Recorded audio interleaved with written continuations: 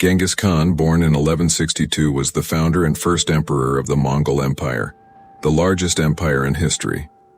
He was born with a blood clot in his hand, an apparent symbol that he would have great power. At 9 years old, his father brought him to meet his future wife, and on the way home, a rival tribe killed his father. Soon, Genghis's brother started to exert control over the family, and Genghis was not going to let that happen. His army took over palaces as far away as Kiev, modern-day Ukraine. Genghis Khan is most well known for his brutal punishments and irrational behavior. According to history books, Genghis killed more people in 25 years than the Romans managed to do in 400 years. Today, we'll share the most brutal punishments of Genghis Khan, bring you the craziest and weirdest facts from human history. Some of the things discussed in this video may be offensive or disturbing. Viewer discretion is advised. Genghis Khan, murderous, irrational, and unpredictable. For young Genghis, life in Mongolia was brutal. The tribe Genghis and his family belonged to kicked his mother out after that. His mother had to raise her 7 children alone since a rival tribe had poisoned his father.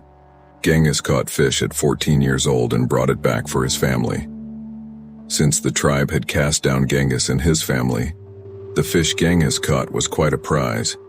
Berta, Genghis's half-brother, stole the fish from Genghis's hand and devoured it, not sharing any with his 6 siblings or mother. Stealing the fish and not sharing angered Genghis, and after beer finished the fish. Genghis shot him with a bow and arrow. No worries though, Genghis' mother punished Genghis for the murder of his brother at 9 years old. While on a trip home with his father, the duo came upon an enemy tribe called the Tatars. In the past, Genghis's father and the Tartar tribe had issues, but this time the Tatars invited the father and son for a peace meeting during the dinner. The Tartars poisoned Genghis's father for his past transgressions against them. When Genghis grew up, he wanted to avenge his father's murder by the Tatars. Genghis wiped out the entire Tatar army and killed every male taller than 3 feet in an act of cruel brutality. It's assumed Genghis annihilated all the men to prevent any revenge attacks. While on his conquest for land, a ruler stood in Genghis Khan's way. Genghis offered the ruler a peace offering so he could bypass them on his journey. But the ruler refused the offering. There was no way Genghis would tolerate this, and he tortured the ruler who denied his peace offering. He poured molten hot silver into the man's orifices, killing him. The silver would have likely ruptured his organs and burnt his lungs. Genghis Khan and his Mongolian army made their way to Zhongdu, modern-day Beijing. The walls surrounding the city were massive, so Genghis and his military troops decided not to try and get over them.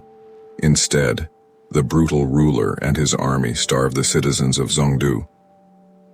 It would be easier for Genghis to starve the people of Zhongdu and then take over the city. Soon, the people were dying of hunger and many had resorted to cannibalism. Eventually, the people of Zhongdu surrendered and Genghis burned the rest of the village after they relinquished control. Witnesses from the horrific event recalled seeing bones piled as high as mountains and the soil shining with human fat. He used daughters to gain power during his reign of terror. According to historians, Genghis Khan officially had 4 sons and 5 daughters, but the actual number of children he fathered is much higher. Historians also say Genghis was a feminist. During his reign of terror, he would marry off his daughters to rulers of an allied nation. There was an ulterior motive for Genghis in doing this. Once married to one of Genghis's daughters, the ruler would have to cast off all other wives. They didn't do this because their new father-in-law didn't believe in polygamy, but because it meant Genghis's daughter was next in line for the throne. Genghis would then send his new son-in-law to fight for the Mongolian army, where he would most certainly die. Once instead, Genghis's daughter would be the ruler of the kingdom. Some people say that at the time of Genghis's death, his daughter ruled an area from China to Iran. To the husband of one of Genghis's daughters was his favorite son-in-law.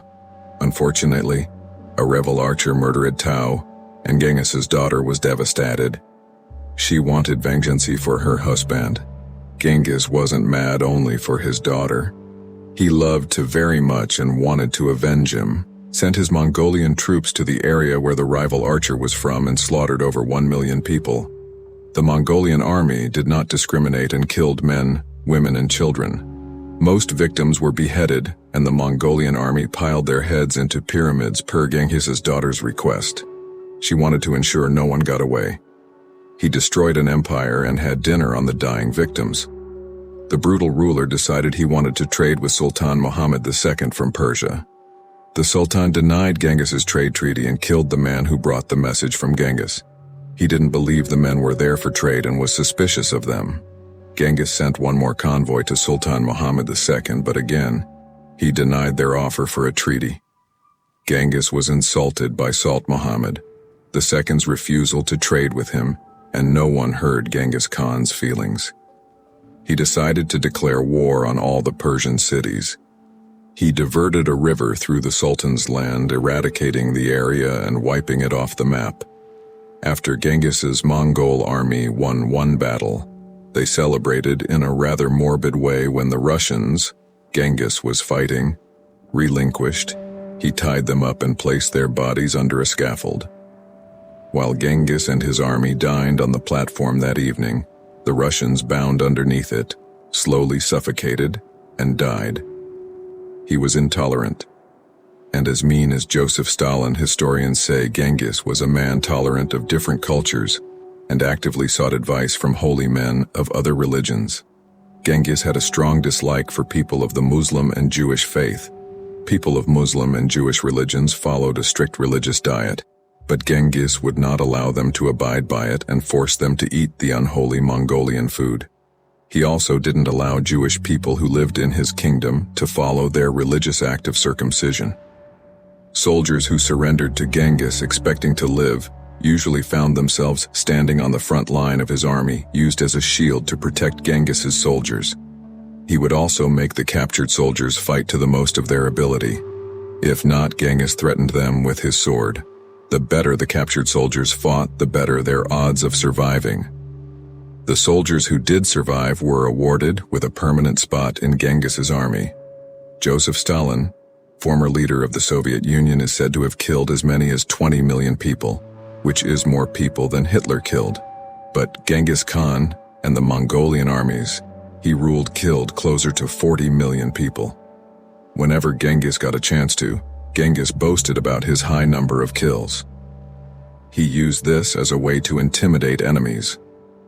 Had everyone who buried his body killed Genghis Khan, wanted his burial spot to be kept a secret from everyone. He never wanted anyone to find his body after Genghis died. Although his actual cause of death was unknown, enslaved people accompanied by soldiers brought his body deep into a wooded area. The enslaved people buried the body and then the soldiers killed them, throwing them into the same grave as Genghis. The soldiers planted trees on the grave to ensure no one would ever find it. When the soldiers returned from planting the trees, waiting Mongol warriors killed them. Now, no one could ever divulge the secret of where Genghis's grave was. There is no doubt that Genghis Khan was one of the most brutal killers in history. His reign of terror was the most violent in human history, and his number of kills doubled that of Joseph Stalin, the most evil man in history to this day. No one has discovered the tomb of Genghis Khan, but historians continue to search throughout history for where he was laid to rest. Something weird is that about every 5 out of every 200 men have traces of Genghis Khan's DNA because Genghis had so many children. His DNA still exists in people today.